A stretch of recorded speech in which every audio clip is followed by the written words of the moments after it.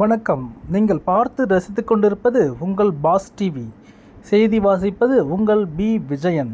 செய்திகள் தொடர்கிறது. சர்வதேச போதைப் பொருட்கள் ஒழிப்பு தினத்தை முன்னிட்டு புதுச்சேரி லாஸ்பேட்டை தாகூர் அரசு கலைக்கல்லூரி மைதானத்தில் இருந்து புதுச்சேரி கடற்கரை காந்தி சிலை வரை போதை ஒழிப்பு விழிப்புணர்வு மாரத்தான் போட்டி ரெட் ரூட்ஸ் கிரிக்கெட் அகாடமியில் சார்பாக நடைபெற்றது. நிகழ்ச்சிக்கு ரெட் ரூட்ஸ் கிரிக்கெட் அகாடமி தலைவர் திரு ஆ. கௌதம பாஸ்கர் அவர்கள் தலைமை தாங்கினார். வெற்றி பெற்ற வீரர்களுக்கு ஸ்ரீ சப்தகிரி அறக்கட்டளை சார்பாக திரு ரமேஷ் அவர்கள் பரிசுகளை வழங்கினார். முதல் பரிசு பெங்களூரை சேர்ந்த கோவிந்தன் என்பவருக்கும், இரண்டாம் பரிசு திருவண்ணாமலை மாவட்டம் சேர்ந்த வீரரும், மூன்றாவது பரிசு ஆரணி சேர்ந்த வீரரும் பெற்றனர். இப்போட்டியில் சிறப்பாக சென்னையில் இருந்து கலந்து கொண்ட சிறுமி அனாமிகா 7 வயது 10 கிலோமீட்டர் வெற்றிகரமாக கடந்து சாதனை படைத்தார். அவருக்கு சிறப்பு பரிசு வழங்கப்பட்டது. இப்போட்டியில் 500க்கும் மேற்பட்டோர் கலந்து கொண்டனர். மொத்த பரிசு தொகை ரூபாய் 70,000. செய்திகள் தொடர்கிறது. ACCE நிறுவனத்தின் ஃபவுண்டேஷன் டே மற்றும் தேசிய விருது 2025 வழங்கும் விழாவில் சிறப்பு விருந்தினராக கலந்து கொண்ட முதலமைச்சர் ரங்கசாமி பல்வேறு துறைகளில் சாதனை படைத்த பொறியாளர்களுக்கு தேசிய விருதுகளை வழங்கி கௌரவித்தார். ACCE நிறுவனத்தின் ஃபவுண்டேஷன் டே மற்றும் தேசிய விருதுகள் 2025 மற்றும் வீட்டு உபயோகப் பொருட்கள் கண்காட்சி கடற்கரை சாலை காந்தி திடலில் தொடங்கியது. இதில் சிறப்பு விருந்தினராக கலந்து கொண்ட பொதுப்பணித்துறை அமைச்சர் லட்சுமி நாராயணன் கண்காட்சியை தொடங்கி வைத்து வீட்டு உபயோகப் பொருட்கள் அடங்கிய அரங்குகளை பார்வையிட்டார்.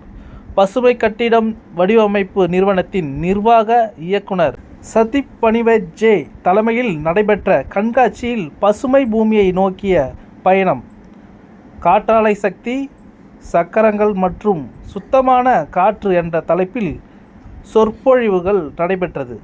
தொடர்ந்து பொறியாளர்கள் சட்டம் மற்றும் கட்டுமானத் துறையில் அதன் தாக்கம் என்ற தலைப்பில் சொற்பொழிவுகளும் நடைபெற்றது. இரண்டாவது நாளான நேற்று சிறப்பு விருந்தினராக முதலமைச்சர் ரங்கசாமி கலந்து கொண்டு பல்வேறு துறைகளில் சாதனை படைத்தவர்களுக்கு தேசிய விருதுகளை வழங்கி கௌரவித்தார். சிவில் பொறியாளர்கள் சங்கத்தை சேர்ந்த பொறுப்பாளர்கள் முருகன், விமல், சுந்தரராமன், சுரேஷ்குமார், சக்திவேல், ராஜேஷ்குமார், அசோக்குமார், அருள் பிரகாஷ், கனகராஜ், தனலட்சுமி ஆகியோருக்கு விருதுகள் வழங்கி கௌரவிக்கப்பட்டது. இந்த கண்காட்சியை புதுவை மக்கள் மற்றும் சுற்றுலா பயணிகள் ஏராளமானோர் பார்த்து பயனடைந்தனர். செய்திகள் தொடர்கிறது. புதுச்சேரி பாஜக தலைவர் பதவிக்கு வேட்புமனு தாக்கல் நடைபெற்று வரும் நிலையில் VP ராமலிங்கத்தை தவிர வேறு யாரும் மனு தாக்கல் செய்யாததால் புதுச்சேரி மாநில பாஜக தலைவராக VP ராமலிங்கம் தேர்வு செய்யப்படுகிறார். புதுச்சேரி காங்கிரஸ் ஆட்சியின் சபாநாயகராக இருந்த VP சிவக்கொழுந்துவின் சகோதரரான VP ராமலிங்கம் 22/3/1962 ஆண்டு பிறந்தார். இவர் 2019 இருந்து பாஜக உறுப்பினராக இருந்து வந்தார். இதன் பிறகு நடைபெற்ற சட்டமன்ற தேர்தலில் பாஜகவின் வெற்றிக்காக பணியாற்றிய இவருக்கு 2021 மே 11 நியமன சட்டமன்ற உறுப்பினராக தேர்வு செய்யப்பட்டார். அதன் பிறகு கடந்த 4 ஆண்டுகளுக்கு மேலாக சட்டமன்ற உறுப்பினராக திறன்பட பணியாற்றிய அவர் கடந்த 27 தனது பதவியை ராஜினாமா செய்தார்.